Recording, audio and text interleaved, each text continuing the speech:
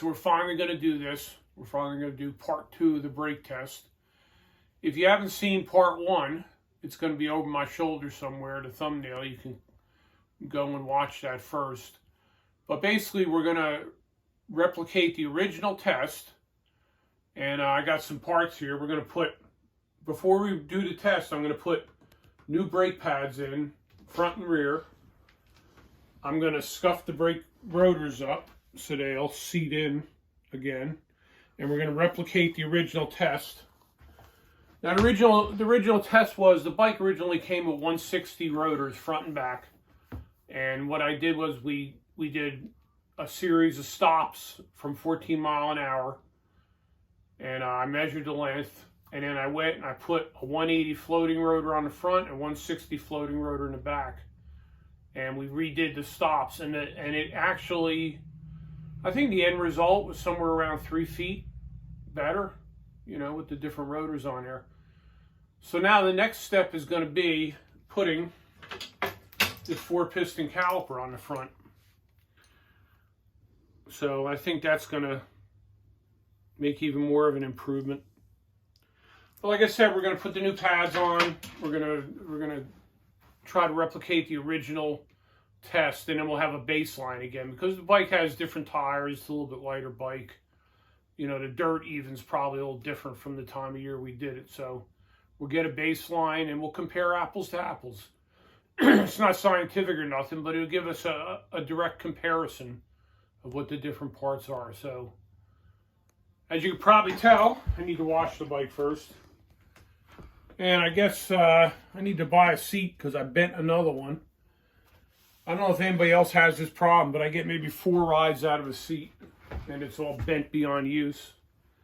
I'm buying cheap seats, but maybe somebody got a recommendation seat that they've abused and it's held up. Please let me know in the comments. So I'm going to do the work to the bike, and then we're going to pick back up out on the trail doing the test. All right, we're out here on the Union Trail, same place we were last time. My Polygon, I got WTB Wolverine rear tire. I got a Continental Cross King front tire. They're both at 40 PSI, which is a little bit high, especially being tubeless, but I figured because of the terrain and all. And we're gonna do some runs. I put the new pads on, scuffed the rotors.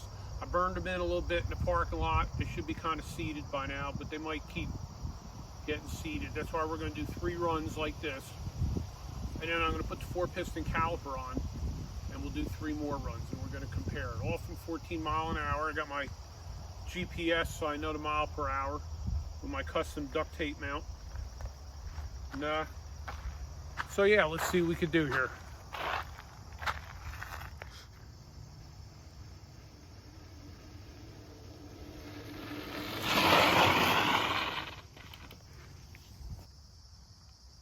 "14-foot, 10-inch.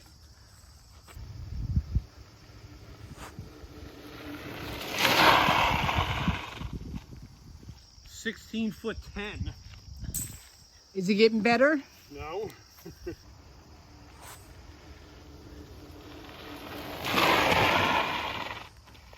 "6.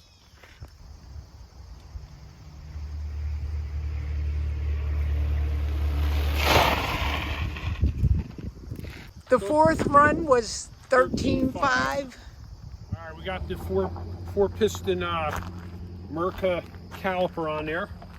We're going to go back out and we're going to do at least another 3 runs. If something's fishy, we'll do a 4th one to verify, but we're going to go back out and do a couple runs. Second set of calipers, test 1. Test 1 was 12-foot 2.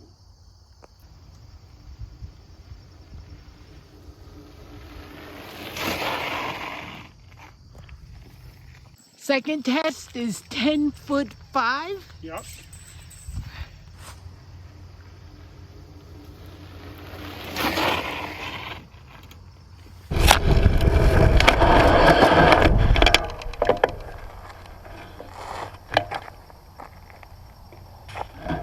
But you could see the bitter in the front's braking so much more in the rear.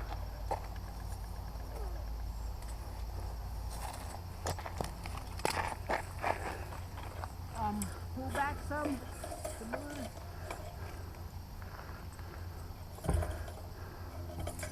10 foot. Test 3 is 10 foot. What was test 2? 10 foot 2 or 10 foot 4.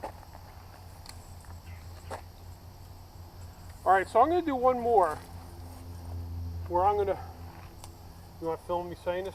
Oh.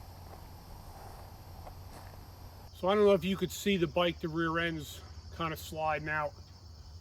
The front is really braking hard. I'm going to try to do one like where I modulate it instead of just lock them up and see what happens.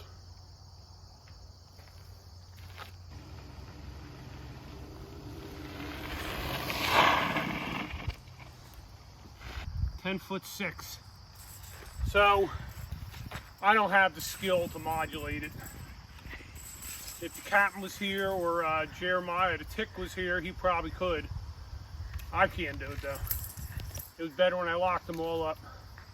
So we're gonna get all these numbers together, go back to the shed, write them down on a whiteboard and try to make some sense of them.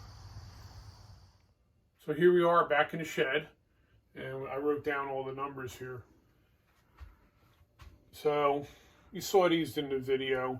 This 1610, I probably hit the brakes a little late. I'm not really going to think about that one. You can see they were getting progressively a little bit better. I think the pads probably, because they had new pads, even in the 2-piston calipers, they're probably seating in a little better. This one here was after I did the new 4-piston caliper, is a 12.2, but then you can see the rest of them were in the 10s. So I'm basically, I mean, I thought about adding these all up and averaging them and all, but it's not going to mean nothing. I'm going to call it about a 3.5 foot difference. My best was a 10. My best here was a 13.5. I'm going to say it's about a 3.5 foot difference. This one here was my trying to modulate the brakes instead of lock them up. Didn't work out for me. So we're going to sit down for a minute and we're just going to discuss it and see if this means anything. So what does it all mean? Maybe it don't mean a whole lot of nothing. I don't know. If you look at the last brake test, I felt really strongly that it meant a lot to have a balance between the front and rear brake. Now since then, I've been riding different areas and I've been using the rear brake without the front, which I didn't do back then. I used to use them both at the same time. So I think what it shows is the 4-piston caliper works better, has more braking ability. I don't think that's no surprise. One thing I do want to mention about it though, it had a lot of feel. It wasn't just you hit the brake and it locked up. I was really surprised how much feel that 4-piston setup had on the front. Also afterward, I thought I probably should have did the lockout on the fork, because I noticed in the videos I was actually compressing the fork a lot on each braking run, to the point where near the end, the rear tire was starting to swing out to the side. And then also there's the surface. Surface seemed harder than it did last time. One note though, you can't compare the numbers from this test to the other test, because I went back and watched the old video and we were measuring a little bit different. But it really don't matter. We had a baseline test and we compared the 4-piston caliper to the baseline test from this time. So I don't know. Take away from it what you can. The 4-piston definitely, I was real happy with the feel, and it obviously made a big difference in stopping power. But now I'm going a little bit more toward what some others have said, that you need more braking on the rear, even though in this kind of test, it wouldn't have made a difference. But I could tell riding, sometimes you do use the rear brake without the front. Use it to make the bike turn.